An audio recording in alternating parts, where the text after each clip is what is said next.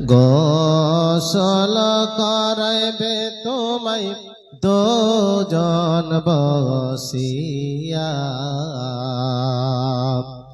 গোসল করাইবে তোমায় দুজন বসিয়া। আমার প্রাণ পাখি রে, আমার মন ময়না রে,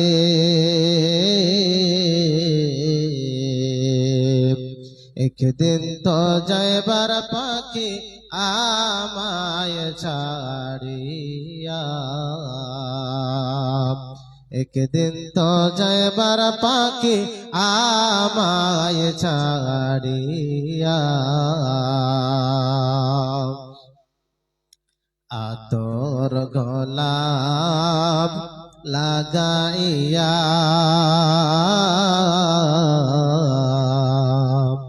সাদা কাপড় পরাইয়া,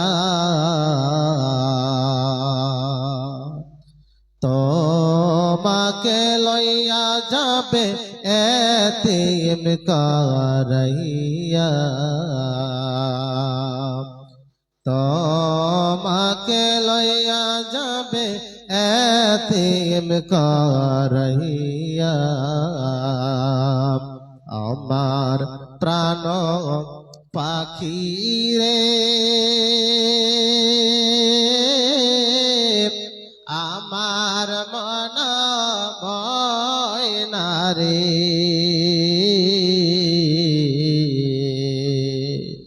একদিন তো যাইবার পাখি আমায় ছাড়িয়া, একদিন তো যাইবার পাখি আমায় ছাড়িয়া।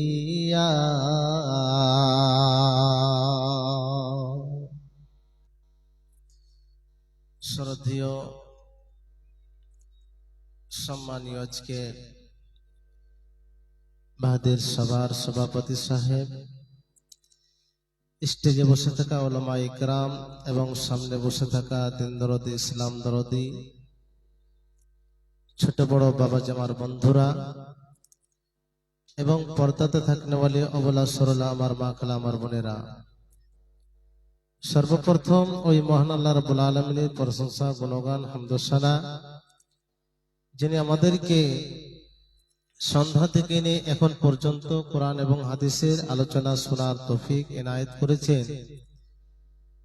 সে মহান পাক রব্বুল আলামিনের প্রশংসা করে শেষ করা যাবে না। তাই আমরা সকলেই অন্তর থেকে, দিল থেকে মুক্তি লড়িয়ে জোরসোরে বলি আলহামদুলিল্লাহ। যতটা দেওয়ার ছিল অতটা হয়নি, আরেকবার বলেন আলহামদুলিল্লাহ। তারপরে পরে আমাদের প্রিয় নবী, নবী কুল শিরোমণি নবী আহমদ নবী মুহাম্মদ, সকলে পড়েন সাল্লাল্লাহু আলাইহি ওয়াসাল্লাম। তার উপর শত শত দরুদ ও সালাম বর্ষণ করুন। আল্লাহুম্মা সাল্লি আলাইহি, আল্লাহুম্মা বারিক আলাইহি। আপনাদের সম্মুখে আমি দুই জায়গা থেকে দুটি কোরআনের আয়াত পাঠ করেছি, আর একটি ছোট্ট একটি হাদিস পাঠ করেছি। এই কয়েকটি জিনিসকে কেন্দ্র করে কিছুক্ষণ আলোচনা রাখবো। আল্লাহ পাক রব্বুল আলামিন যেন আমাকে সঠিক কোরআন এবং হাদিস দিয়ে আলোচনা রাখার তৌফিক দান করুন, আল্লাহুম্মা আমিন। এবং যতগুলি আজকে এই মাহফিলে পর্দাতে থাকনেওয়ালা এবং এই মজলিসে বসে থাকনেওয়ালা যতগুলি লোক এসেছেন, আল্লাহ পাক রব্বুল আলামিন যেন তাদেরকে শোনার পর বেশি বেশি করে আমল করার তৌফিক দান করুন, আল্লাহুম্মা আমিন।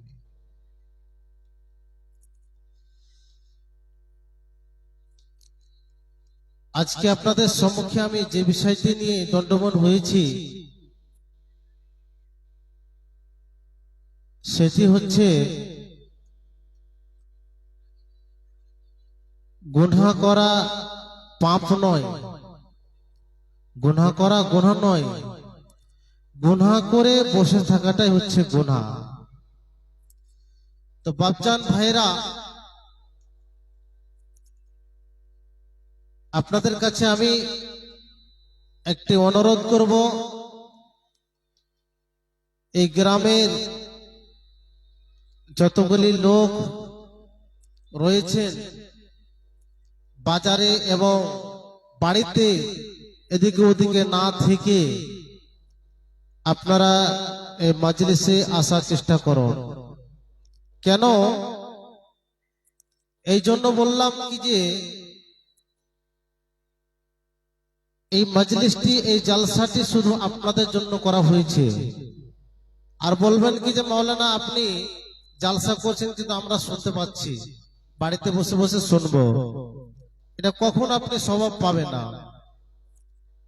আর বাড়িতে বসে যদি মানুষ স্বভাব যদি পেয়ে যেত, তবে মসজিদে কেউ নামাজ পড়তে আসতো না, বাড়িতে সবাই নামাজ পড়তো। কি ভাবছেন? কথা ঠিক কিনা বলেন?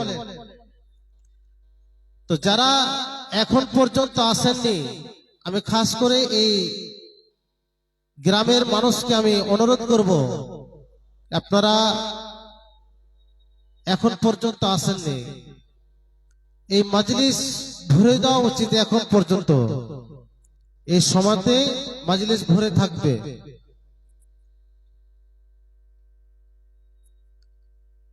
আপনারা যদি বাড়িতে বসে থাকবেন তো অন্য গ্রামের মানুষরা কি করে? আমি বারবার করে রিকোয়েস্ট করলাম, আপনারা বাড়িতে বসে না থেকে দোকান পাশারে না ঘুরে তাড়াতাড়ি করে আসুন। ইনশাআল্লাহ আপনাদেরকে আমি কিছু আলোচনা শোনাবো। যাও,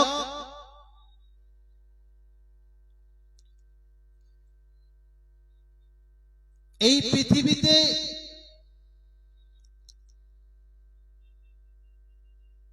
আল্লাহ রাব্বুল আলামিন এমন একটি জাতিকে পয়দা করেছেন, সেটি হচ্ছে মানুষ। আর মানুষ মানে হচ্ছে তার ভুল। কেউ একটি পৃথিবীতে মায়ের লাল কেউ বলতে পারবে না কি যে মাওলানা আমি বুকে হাত দিয়ে বলছি, আমি এত রাস্তায় ঘাটে চলি ফিরি, বাড়িতে থাকি 24 ঘন্টা, এক পরিমাণ গুনাহ হয় না। কেউ কি বলবে? বলতে পারবে কি? কেউ বলতে পারবেন না। তবে আমরা সবাই গুনেহগার। আর একটি হাদিসের মধ্যে রয়েছে, যদি একটি লোক কোনো একটি গুনাহ না করে, একটি লোক যদি গুনাহ যদি না করে, ওই লোকটি ফেরেশতার মতন হয়ে যায়। গুনাহ কারা করে না বলেন? কারা করে না গুনাহ? ফেরেশতারা। ফেরেশতাদের গুনাহ হয় কি বলেন? তাদের হয় না। তো হয়ে যাবে, আল্লাহ রাব্বুল আলামিন ওই মানুষটাকে নিয়ে নেবেন। আবার আল্লাহ রাব্বুল আলামিন ওই মানুষটাকে সৃষ্টি করবেন। সৃষ্টি করার পর তাকে বলবে কি যে হে আমার বান্দা, তুমি গুনাহ করো, গুনাহ করে আমার কাছে তওবা চাও, ক্ষমা চাও, মাফ চাও। কে বলছেন? আল্লাহ রাব্বুল আলামিন। তো এই হাদিস দ্বারা থেকে বোঝা যায় গুনাহ করা গুনাহ নয়, তবে গুনাহ করে বসে থাকাটা হচ্ছে কি বললাম? গুনাহ নাকি? তবে আমরা কোনো এক জায়গাতে যদি গুনাহ করে থাকি এবং গুনাহ করে নি, চট করে আল্লাহ রাব্বুল আলামিনের কাছে তওবা, অবশ্যই আল্লাহ রাব্বুল আলামিন ক্ষমা করে দিবেন। ক্ষমা করবেন অবশ্যই। তো বাপজান আমার ভাইরা, পৃথিবীতে তবে কোনো মানুষ বুকে হাত দিয়ে বলতে পারবে না কি যে মাওলানা আজকে আমি, কিংবা আমার এত বয়স হয়ে গেল, 40 বছর 50 বছর হয়ে গেল, একটি গুনাহ করিনি আমি এবং গুনাহ করব না, এই মতো লোক নাই। তবে আল্লাহর নবী বিশ্ব নবীকে বলছেন কুল্লু বানি আদমা খাত্তাউ খায়রুল খাত্তাইনা তাওয়াবুন। যতগুলি আদমের সন্তান রয়েছে, আদমের সন্তান কে বলেন? কারা আদমের সন্তান? কারা বলেন? বুঝতে পারেন না? আমরাই না? আমরাই তো। আমরা আদমের সন্তান হলাম। আদম হলো আমাদের বাপ নাকি? তো আমরা হলো সন্তান। তো আমাদের কথা বলছেন কি যে আদমের সন্তান যতগুলি রয়েছে সবাই হচ্ছে গুনাহগার। তবে গুনাহগার, আমরা গুনাহগার মানুষ, এবং আমরা যদি গুনাহ করে নিই তবে কেমন ভাবে তোবা করতে হবে এবং আল্লাহ রাব্বুল আলামিনের কাছে যে কেমন ভাবে তোবা করতে হবে, এই সমস্তর ব্যাপারে ইনশাআল্লাহ আপনাদেরকে আলোচনা শোনাবো।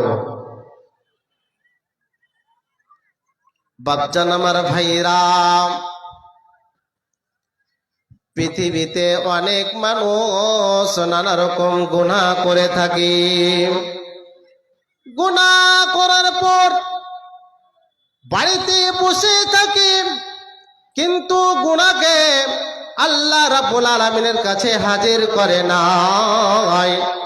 ওই লোকটি বাড়িতে বসে থেকে যায়, কিন্তু দেখেন আল্লাহর নবীর সাহাবী হযরতে দাহিয়া কালবির ঘটনা শুনে হবেন আপনাদের।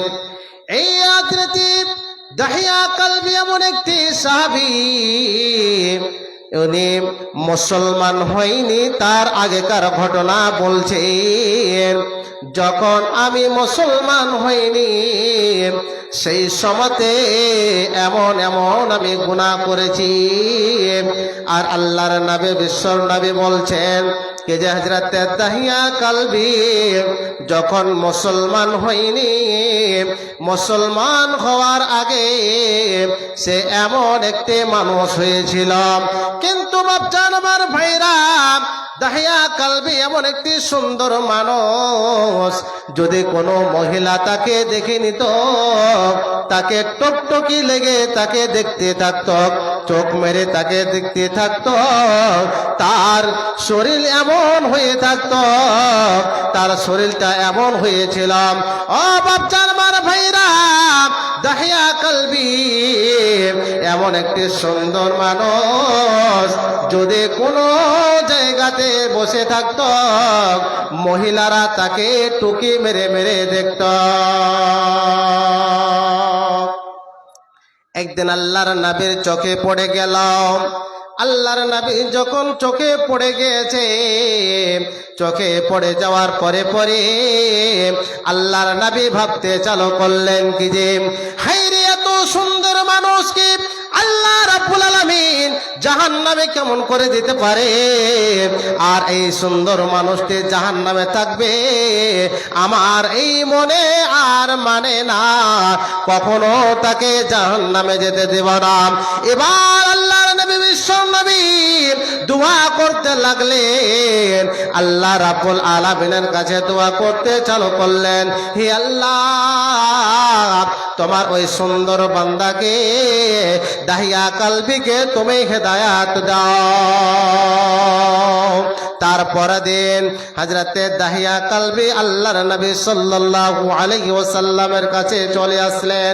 এবার আসার পর আল্লাহর নবীকে বলছেন, ইয়া রাসূলুল্লাহ, ইয়া হাবিবাল্লাহ, আল্লাহর নবী গো, আপনার কাছে আমি এসেছি, একটি এমন কথা নিয়ে এসেছে নবী গো, আমি একটি মুশরিক মানুষ, আমি একটি হিন্দু মানুষ, আমি কাফের হয়ে আছি, আমি ইসলাম কবুল করে নাই।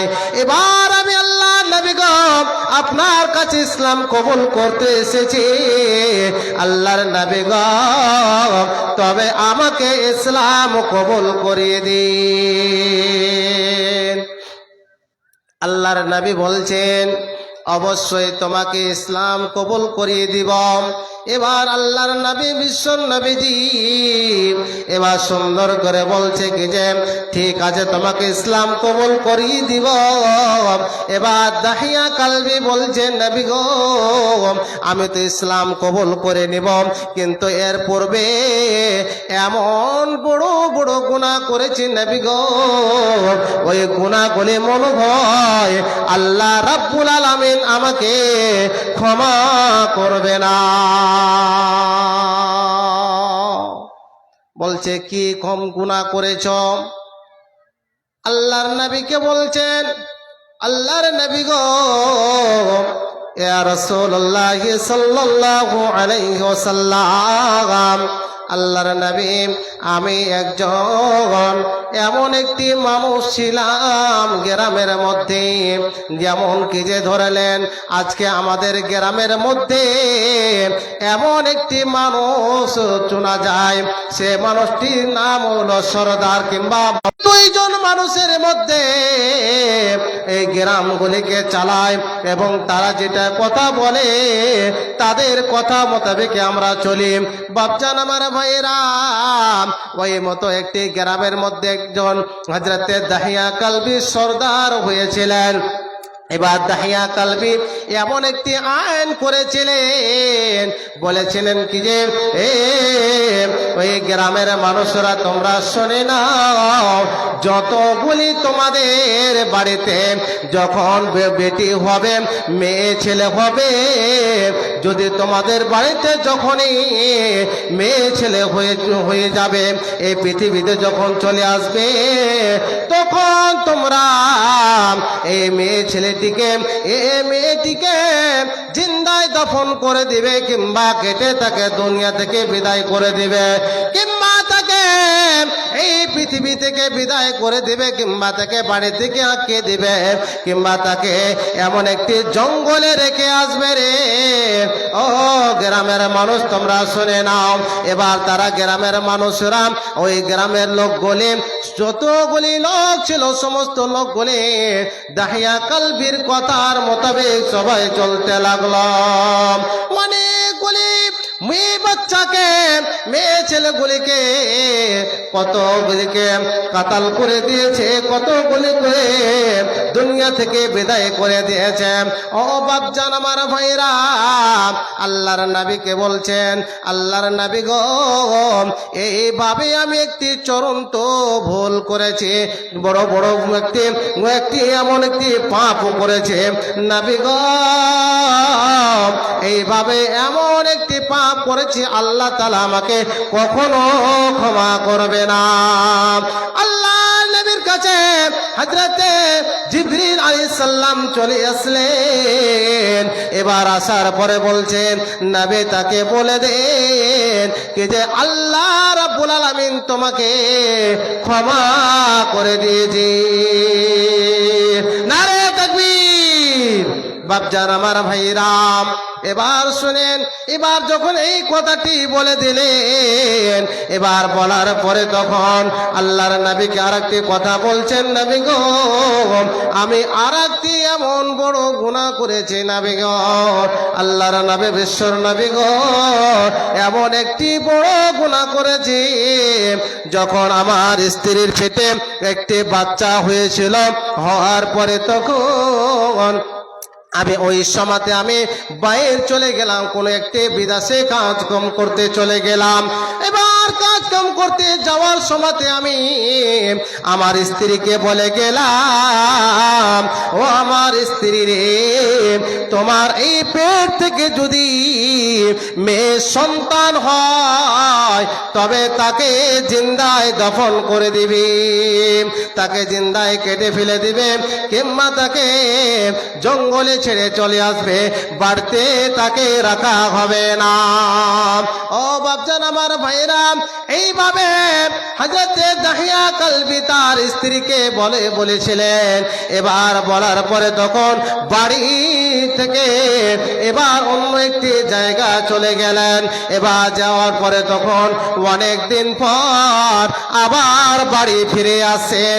আসার পরে তখন ওই তার স্ত্রীর পেট থেকে এমন একটি সন্তান হয়েছে, একটি মেয়ে সন্তান হয়েছে। তার বয়স হয়ে গেল মোটামুটি আপনার 5-6 বছর হয়ে গিয়েছে। তারা সে মেয়েটি এমন একটি চটচট করে কথা বলছে, আর সে মেয়েটির নাম হয়েছে কি জামিলা। সেই মেয়েটিকে এমন সুন্দর করে রেখেছেন, তার মা যত্ন করে রেখেছেন। তার মা তাকে মারতে পারেনি। আর সুন্দর মহিলাকে দেখতে আরো সুন্দর লাগে, দেখতে ভালো লাগে, সবাই তাকে ভালোবাসে। ওই রকম বাপজান আমার ভাইরা, তার মা তাকে রেখে দিল, কিন্তু তাকে গ্রামের মানুষের হাত থেকে বাঁচিয়ে রেখেছে, লুকিয়ে লুকিয়ে তাকে মানুষ করেছে। এবার দাহিয়া কালবে বাড়ি ফিরেছেন। বাড়ি ফেরার পর দরওয়াজাতে গেটে ঠকঠকি করে আওয়াজ দিচ্ছে, আওয়াজ দিচ্ছে, কে তুমি? জামিলা এসেছে গেট খুলতে, বলছে কে তুমি? তার বাবা বলছে কি যে আমি এই বাড়ির মালিক। বা তার বাবা বলছে কি তুমি কে? বলছে কি যে আমি হলাম এই বাড়ির মালিকের আমি বেটি। সুবহানাল্লাহ। আচ্ছা বলেন তো, যদি আপনার ছেলে কিংবা মেয়ে, আপনি তাকে ছোট্ট থাকতে আপনি বিদেশ গেছিলেন, এবার বিদেশ থেকে যদি আসেন অনেকদিন পর, আপনার ওই ছেলেটি এক জায়গাতে টিকে রাখবে কি বলেন? টিকে রাখবে? কখনো রাখবে না। সে মন মানবেই না। বাবার যে কি করবে, কোলে চড়ার জন্য কিংবা পাটাকে ধরে নিবে। সুবহানাল্লাহ। জামিলা তার পাটিকে ধরে নিয়েছে বাবা। বাবা কোথায় গিয়েছিলে বাবা তুমি? তোমার জন্য কত আমি কিনেছি। বাবা তুমি এতদিন পর্যন্ত কোথায় গিয়েছিলে, কোথায় ছিলে? এইভাবে জামিলা কান্না করছে। সুবহানাল্লাহ। বাপজান আমার ভাইরা, এবার তার স্ত্রী বলছে, ও আমার স্বামী জান, তোমার এই মেয়েকে তুমি মেরে ফেলবে না, কখনো মেরে ফেলবে না। ও স্বামী জান, তুমি যদি মেরে ফেলে দিবে, তবে আমি কখনো তাকে ছেড়ে থাকতে পারবো না।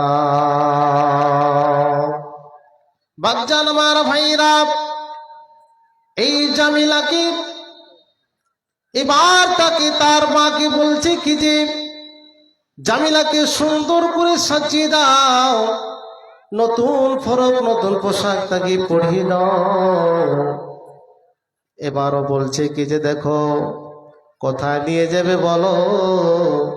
তার স্বামী বলছে কি যে শোনো রে, তার নানির বাড়ির দিকে নিয়ে যাব।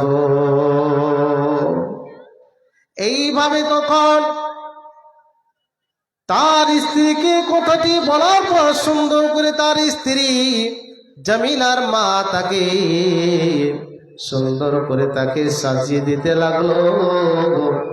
এবার সাজিয়ে দেওয়ার পর বাবার সাথে চলতে চালু করেছি। জামিলা বলছে, তার ঘাটটা ধরে নিয়েছে, বাবাকে বলছে বাবা তুমি আমাকে আজকে বাজারে নিয়ে যাবে না বাবা? বাবা তুমি আজকে আমাকে নানির বাড়ি নিয়ে যাবে, বাজারে আমাকে নতুন পোশাক নিয়ে দিবে বাবা? বলছে না, হ্যাঁ রে জামিলা, তোমাকে বাজারে নিয়ে যাব, তোমাকে নানা রকম জিনিস কিনে দিব।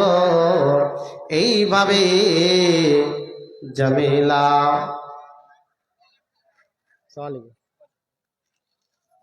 বাড়ি কোথায়? এখানে 300 টাকা দিচ্ছেন আপনার নয়? মাশাআল্লাহ, জাযাকাল্লাহ।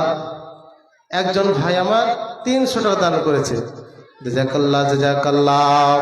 ওইবারে দোয়া করে ওই ভাইয়ের জন্যতে সকলের দান তুমি কবুল করবে, বালা মুসিবত হতে বাঁচাইয়ে নেবে। আমিন আমিন আল্লাহ আমিন আমিন। মদদ কবুল করো রব্বুল আলামিন। আমিন আমিন। বাপজান আমার ভাইরা, এবার জামিলাকে নিয়ে যেতে চালু করে দিয়েছে। যেতে যেতে যেতে যেতে এবার এমন একটি জায়গা নিয়ে চলে গিয়েছে, এমন একটি জঙ্গলে নিয়ে চলে গিয়েছে। এবার জামিলা বলছে, ও বাবা তুমি আমাকে কোথায় নিয়ে আসলে, কোন জায়গাতে নিয়ে আসলে? বলছে তার বাবাকে যে, শোনো যে জামিলা, তোমাকে এমন একটি দৃশ্য দেখাবো, সে দৃশ্যটি তুমি অবশ্যই তোমার চোখের নজরে দেখবি।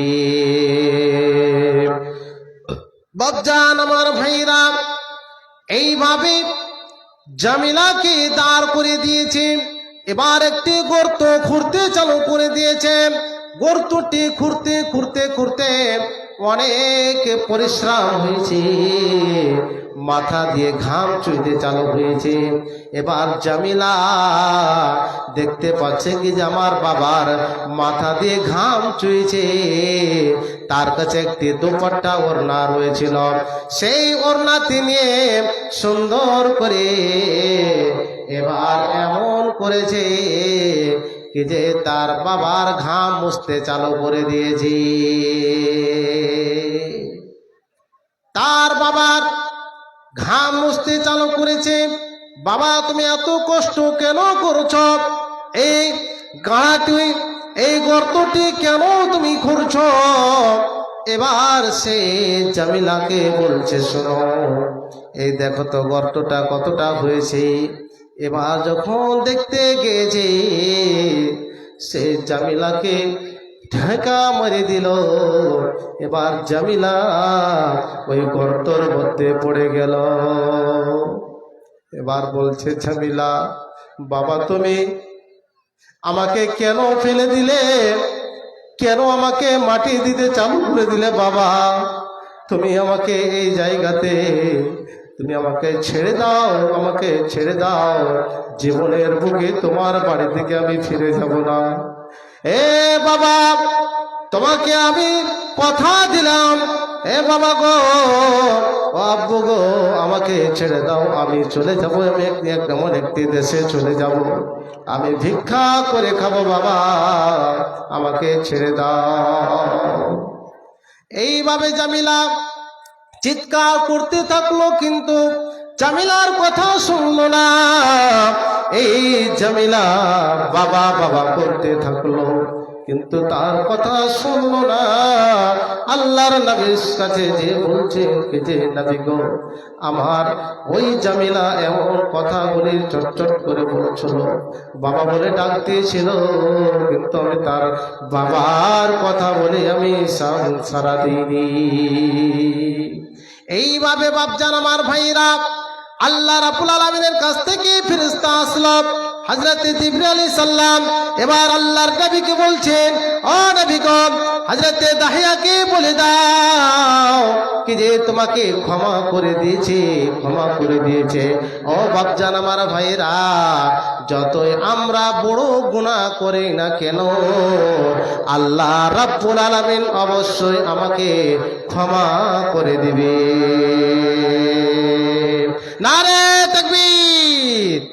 বাপজান আমার ভাইরা, তবে শুনে রেখুন, যদি আল্লাহ রাব্বুল আলামিনের কাছে যতগুলি আমরা গুনাহ করেছি, পৃথিবীতে যতগুলি আমরা গুনাহ করেছি, ওই সমস্ত গুনাহগুলিকে আল্লাহ রাব্বুল আলামিন মুছে দিবে। তবে মুছার একটি কারণ রয়েছে, ওই লোকটিকে মুছে দিবে যে লোকগুলি আল্লাহ রাব্বুল আলামিনের কাছে সুন্দর করে চাইবে, আর আল্লাহ রাব্বুল আলামিন অবশ্যই তাকে ক্ষমা করে দিবে। এই বাপজান আমার ভাইরা শুনেন, কারা কারা শিখবেন বলেন তো? হাত উঠান তো, কি যে আমি জীবনের গুনাহগুলিকে ক্ষমা করে দিব। হাত উঠান, উঠান। আপনারা গুনাহ করেন না? মনে হয় এগুলা ফেরেশতার মতন হয়ে এসেছিল নাকি? সবাই গুনাহ করছি আমরা, তো অবশ্যই আমরা আল্লাহ রাব্বুল আলামিনের কাছে সমস্ত গুনাহগুলিকে ক্ষমা করে দিব, আর আল্লাহ রাব্বুল আলামিন ক্ষমা করে দিবেন। তো যে লোকগুলি বলবে কি যে আমি গুনাহ নিয়ে মাথায় নিয়ে ধুয়ে নিয়ে বাড়াবো আর আল্লাহ রাব্বুল আলামিনের কাছে ক্ষমা চাবো না, তো সেই লোকটি হবে একটি জাহান্নামের লোকড়ি বনে আছে। তো বাপজান আমার ভাইরা, আমি বলছিলাম কিছু কথা, যে বিষয় নিয়ে আমি চলতাম, কিন্তু আমাকে চলতে হবে। কিন্তু খাস করে এই যে মাদ্রাসা উপলক্ষে একটি জালসা আয়োজন করা হয়েছে, এই জালসার জন্য আমাদেরকে কিছু করতে হবে। তো খাস করে আমি বলি, এই মজলিসে অনেকগুলি লোক রয়েছে, কেউ হয়তো দান দিবে না, তার কারণে পালিয়ে যাবে। যে লোকগুলো এইভাবে পালিয়ে যাবে, চিরকাল সে পালাতে থাকবে, সে জাহান্নামের দিকে যাবে বাপজান আমার ভাইরা। তবে শুনেন, এইরকম ভাবে যদি আমরা মাদ্রাসা এবং মসজিদকে যদি ভালো না বাসি, তবে কে ভালোবাসবে? আর এই যতগুলি মাদ্রাসা হচ্ছে শুধু এই আমাদের জন্য। যদি মাদ্রাসা যদি না হতো, তবে আজকে আপনার ছেলে আপনাকে কি বলবে? এমন সময় চলে আসবে আপনার ছেলে আপনাকে মানবে না। কেন মানবে না? আপনি আপনার ছেলের জন্য আপনাকে জাহান্নামে যেতে হবে। কেন? একটার কারণে, শুধু এই মাদ্রাসায় সে ছেলেটি লেখাপড়া করেনি, তার কারণে। বাপজান আমার ভাইরা, একটি কোরআনের আয়াত আল্লাহ রাব্বুল আলামিন বলেছেন, ইয়া আইয়ুহাল্লাযীনা আমানু কু আনফুসাকুম ওয়া আহলিকুম নারা। ও পৃথিবীর মানুষরা তোমরা শুনে নাও, হে মুমিন মুমিনারা তোমরা শুনে নাও, তোমাদের আহল আয়ালকে এবং তোমাদের নিজেকে জাহান্নাম থেকে বাঁচিয়ে নাও। জাহান্নাম থেকে বাঁচাতে হবে বাপজান আমার ভাইরা। আপনার ছেলে নামাজ আদায় করে না, আপনার ছেলে অশিক্ষিত হইয়াছে, আপনার ছেলে মাদ্রাসাতে লেখাপড়া করেনি, আপনি আপনার ছেলেকে মাদ্রাসাতে লেখাপড়া করাতে পারেননি, এমন হয়ে গিয়েছে নাদানের মতন হয়ে রাস্তায় ঘুরে বেড়াচ্ছেন। কিন্তু বাপজান আমার ভাইরা, আপনার ছেলের জন্য আপনি জাহান্নামে যেতে হবে আপনাকে। ও বাপজান আমার ভাইরা, তবে শুনে রাখুন, আপনার ছেলে ভালো হবে কোথায় থেকে ভালো হবে, কোন জায়গা থেকে ভালো হবে? এই মাদ্রাসা চলছে, মাদ্রাসাতে যদি আপনার ছেলেকে ভর্তি করিয়ে দেন, মাদ্রাসাতে যখনই আপনি ছেলে মেয়েদেরকে লেখাপড়া করাতে লাগবেন, অবশ্যই আপনার ছেলে একটি নমাজি লোক বনবে, নমাজি ছেলে বনবে, আর ওই ছেলেটির জন্য আপনি জান্নাতে যাবেন। বাপজান আমার ভাইরা, তবে আপনার ছেলের জন্য আপনি জাহান্নামে কেন যেতে চাইছেন? আপনি আপনার ছেলের জন্য কেন জাহান্নামে যাবেন? শুনে রাখুন, তবে যদি মাদ্রাসা এবং এই মক্তবে যদি লেখাপড়া না হতো, তবে ওই ছেলেগুলি আনপার হয়ে থেকে যেত। তবে বাপজান, এই মাদ্রাসাকে বাঁচার জন্য কি লাগবে? এই মাদ্রাসাকে টিকে রাখার জন্য কি লাগবে বলেন? অবশ্যই আপনারা আমরা সবাই বুঝে নিয়েছি, এই টাকা লাগবে, ধান লাগবে, মাল লাগবে, জান লাগবে। এই যতগুলি জিনিস বললাম, এই সমস্ত জিনিসগুলি যদি আমরা দিতে পারি, তবে অবশ্যই আমাদের এই দিন ইসলাম টিকে থাকবে, মাদ্রাসা টিকে থাকবে। আর না তো যদি আমরা এই সমস্ত জিনিসগুলি বন্ধ করে দিই, তবে আমাদের কখনো চারা চলবে না এবং এই মাদ্রাসা মুক্ত বন্ধ হয়ে যাবে।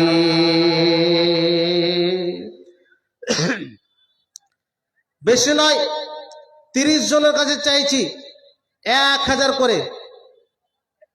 30 জন আসেন তো। 30 জনের কাছে চাইছি মাত্র 1000 করে। কোরআনের কয়টি পারা রয়েছে বাপজান? বলেন, কয়টি পারা? বলেন বলেন। 30 পারা না? 30 পারা। তো আমি 30 জনের কাছে চাইছি। দেখা যাবে আজকে কি যে আমার কোন বাবা, কোন ভাই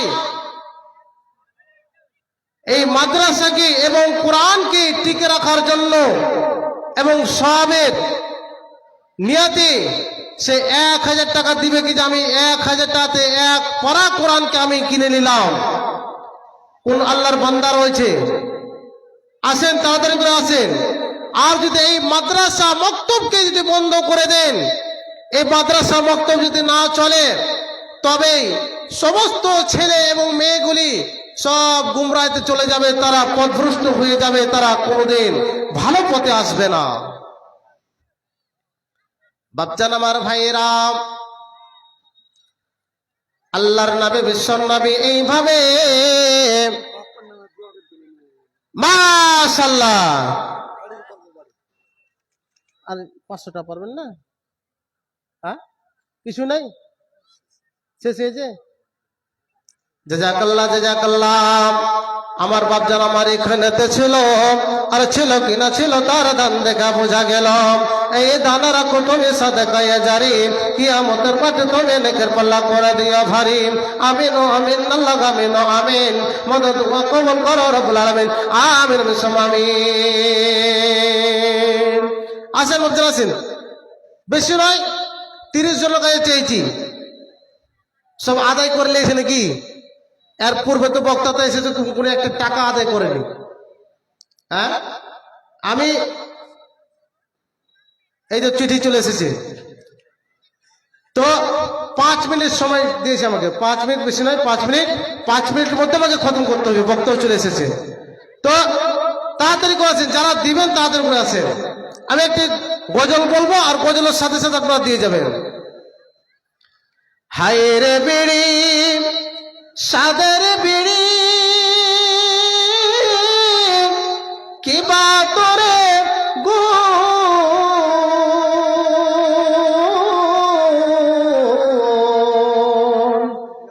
পরকালে জাহান্নামে জ্বলিবি আগুন।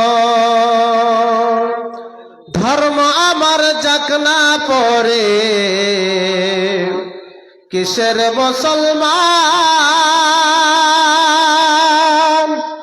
নিজের বুকে বিড়ি দিয়ে হারালি ঈমান।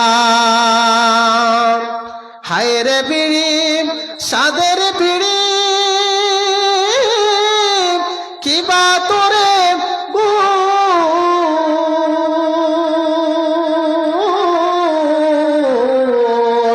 পরে কালে জাহান্নামে জ্বলিবি আগুন। ধর্ম আমার যাক না পড়ে, কিসের মুসলমান নিজের মুখে বিড়ি দিয়ে হারালি ইমান। হিন্দুর সব মরতে গিয়ে মুখে দেয় আগুন, মুসলমান আজ জিন্দাতে মুখে দেয় আগুন। আরো কত মুসলমান ঠোঁটে টানে বিড়ি গো, ঠোঁটে টানে বিড়ি।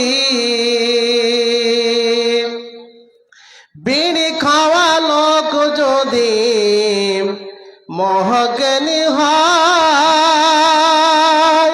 পাইলে বিড়ির গন্ধ তিনি সবই ভুলে যায় গো, সবই ভুলে যায়। ভাত খেয়ে বিড়ি নিয়ে বসে আছে ঘরে, বিবিকে পাঠায় স্বামী আগুনের তরে গো, আগুনের তরে।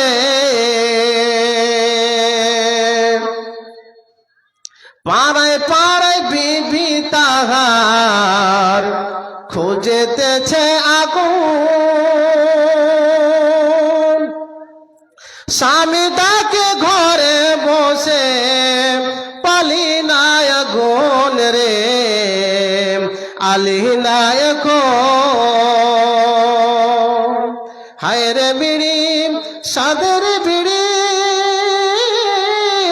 কিবা তোরে গুণ, পরে কালে জাহান্নামে চলিবি আগুন।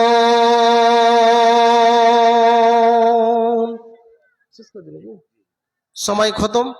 যেগুলো আয়াত পড়লাম, হাদিস পড়লাম, সেগুলো বলতে পেলাম না।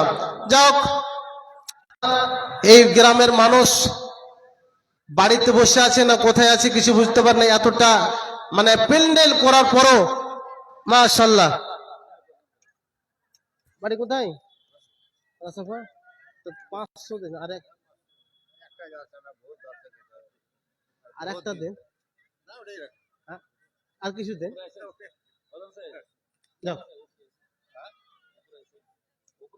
জাযাকাল্লাহ। লাস্ট মুহূর্তে 500 টাকা আমি পেলাম। যাও, এখান থেকে আমি বক্তব্য খতম করছি। আমা আলাইনা ইল্লাল বালাগ। আসসালামু আলাইকুম ওয়া রাহমাতুল্লাহি ওয়া বারাকাতুহু। মাশাআল্লাহ, এতক্ষণ আলোচনা শুনলাম। আজকে জালসার মহান বক্তা জনাব শেখ মাসউদ আলম কাটিহার বিহারের কাছ থেকে তিনি মাশাআল্লাহ আমাদের সামনে কোরআন হাদিসকে সামনে রেখে দাঁড়িয়ে যাওয়া আলোচনা করতে হবে, আর কিভাবে নাজাতের পথ আমরা খুঁজে পাবো, পথ কিভাবে আমরা কোথায় পাবো এবং জাহান্নাম থেকে কিভাবে আমরা বাঁচতে পারবো, এইসব বিভিন্ন বিষয় নিয়ে আলোচনা করলেন। আল্লাহ রাব্বুল আলামিন সমস্ত আলোচনাগুলো করি আমাদের সকলকে আমল করার তৌফিক দান করেন। এবারে আজকের জালসা অন্য আরেকজন বক্তা বাংলা বিখ্যাত, বিশেষ করে বাংলা আর বিহার বিখ্যাত জনাব শেখ আব্দুল জব্বার রাহিমি সাহেব, উনি আমাদের মাঝে আমাদের সামনে বক্তৃতা রাখবেন। তাই যদি আপনারা অ্যাকচুয়ালি ভাষা শুনতে এসে থাকেন এই ডাঙ্গি ভাষার মাটিতে, তাহলে যদি সাহিত্য বক্তৃতা যদি আপনারা না শুনেন তাহলে একটা মিস করবেন। আমি অন্তত জালসার সভাপতি হিসেবে বলছি, এতক্ষণ খুব বাজার হলে না হলে ফেলা হলো। যদি জালসা শুনতে এসে থাকেন তাহলে আপনারা আসেন, শুনেন, আর না তো ম্যানেজমেন্ট করে লাগাইতে হবে মানে সবাইকে। আমি ছোট মানুষ, তোমরা আমাকে ঘেরা আসসালামু আলাইকুম ওয়া রাহমাতুল্লাহ। না হাত ভরতে পারছি না, কিছু করতে পারছি, একটু লড়লে তো সবারই ডিস্টার্ব না বলি।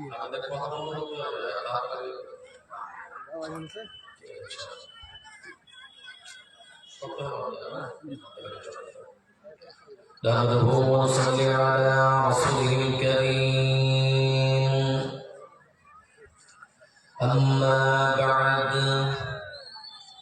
أعوذ بالله من الشيطان الرجيم.